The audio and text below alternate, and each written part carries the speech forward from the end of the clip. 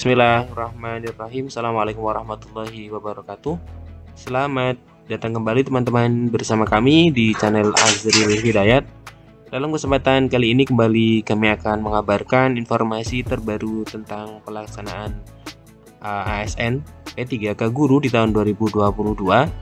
Teman-teman silakan simak video ini hingga akhir karena akhir-akhir ini atensi dari pemerintah terkait dengan isu pengangkatan guru honorer, terutama 193 ribuan guru yang sudah lolos PG kembali mengemuka, terutama dengan tampilnya kembali Komisi 10 yang sangat intens melakukan RDPU, rapat kerja dengan komisi maksud kami dengan Kemendikbudristek, kemudian menagih apa yang mereka janjikan terhadap pengangkatan 1 juta guru honorer menjadi ASN P3K di tahun 2021 yang akan dilanjutkan di tahun 2022. Dalam video ini juga kami akan sampaikan pernyataan resmi dari Menteri Keuangan, yaitu Bu Sri Mulyani, terkait dengan sebenarnya bagaimana sih mekanisme DAU ini, padahal pemerintah pusat atau Kemenkeu di sini sudah mengatakan ini akan menjadi tanggungan dari kementerian dari pemerintah pusat, namun kenapa kemudian Pemda salah tangkap sehingga tidak bisa menyerap dari formasi yang telah disampaikan oleh pemerintah pusat sebanyak awalnya 1 juta untuk guru bisa menjadi ASN P3K. Nah, silakan simak video ini hingga akhir. Teman-teman guru yang sudah lolos passing grade, jangan berpatah semangat karena saya yakin perkembangannya akan semakin baik, terutama penempatan teman-teman sekalian sebelum nanti muncul juknis di awal atau di bulan September tahun 2022.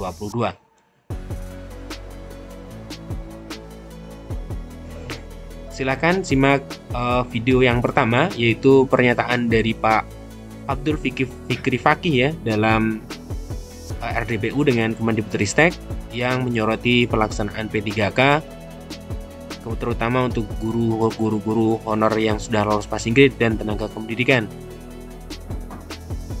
Pak Menteri dan jajarannya, sejak tanggal 8 Oktober 2021 pengumuman pertama P3K itu Komisi 10 selalu didatangi oleh banyak pihak, tidak hanya WA atau mungkin grupnya Pak Nur Purnamasidi atau mungkin juga siapa. Saya kira banyak sekali karena memang faktanya 293.000 itu sudah dapat formasi, tapi pertanyaannya adalah SK-nya. Dan kita selalu monitor terus, tapi SK-nya juga tidak kunjung hadir. Kemudian ini karena takut seperti 2019 baru keluar SK-nya 2021. Kemudian yang 193.000 itu juga sudah lolos passing grade dan tidak ada formasinya, ini juga saling lempar. Bahkan oleh Pak Khairul Amri menunjukkan bahwa ada akhirnya dikasih opsi, kemudian keluar Jawa, ada yang ke Papua, ada yang ke Kalimantan Utara dan seterusnya. Rata-rata menyampaikan tidak bersedia, ada yang bersedia tapi yang masih di Jawa. Belum lagi yang 400.000 yang belum lulus itu juga selalu menyampaikan nasib kami akan seperti apa. Jadi 7 bulan pertama mereka laporan di Komisi 10, pekerjaan mereka adalah pinjam uang kemana-mana, karena kalau yang di swasta sudah diberhentikan, kalau yang di negeri sudah tidak dikasih jam, saya sudah digantikan oleh orang lain. Kemudian juga keluhan sampai mencari penghasilan dan seterusnya, itu 7 bulan pertama, sekarang sudah hampir 12 bulan.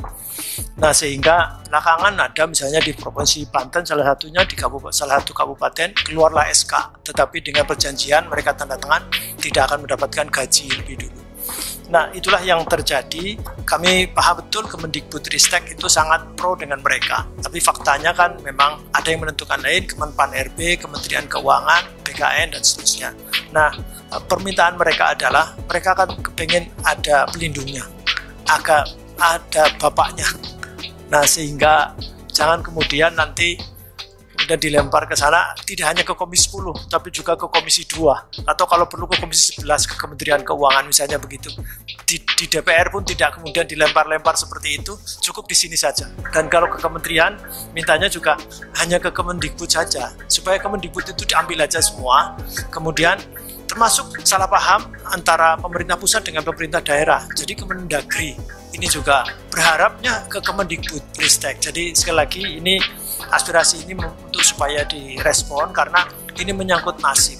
Satu lagi, bahkan tenaga kependidikan. Kita pernah diskusi dan akhirnya mereka juga sudah mendengar bahwa sudah akan didata dan kemudian akan direkrut. Tapi faktanya karena guru saja belum selesai, apalagi tenaga kependidikan yang memang ini akan diurus atau tidak. Mereka mengatakan begitu. Tenaga kependidikan itu tidak hanya operator yang sangat luar biasa menentukan nasib guru, tapi sampai penjaga sekolah itu juga berbondong-bondong untuk datang ke Komisi 10 atau mungkin di resesnya Bapak Ibu itu.